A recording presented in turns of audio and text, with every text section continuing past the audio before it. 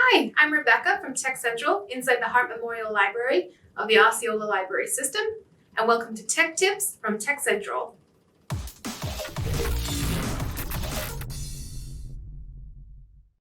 In photography, composition is arranging elements within a frame in a way that suits the core idea or goal. Usually, composition is used as a way of guiding the viewer's eye towards the most important elements, sometimes in a particular order. The most common principle in photography is the rule of thirds.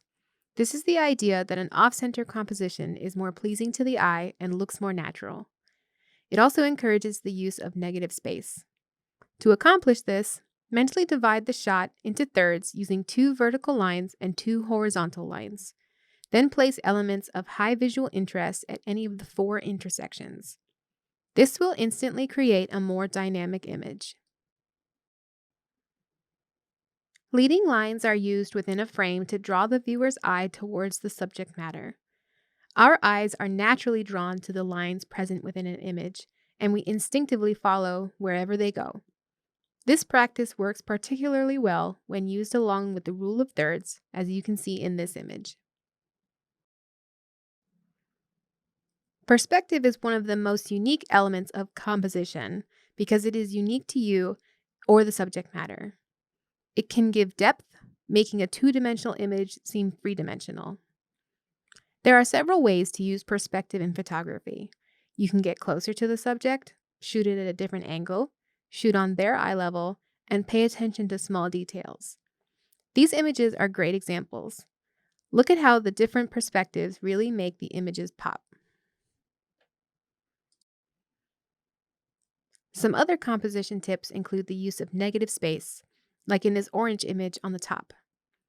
The photograph of the man on the far right is using frame within a frame, but you'll notice it is not necessarily following the traditional use of rule of thirds. The portrait on the far left might also seem like it isn't following the rule of thirds, but notice the placement of the most important part of her face, the eyes. Another concept being used by this portrait, as well as the one next to it, is the use of light. One being studio lighting, the other utilizing natural light.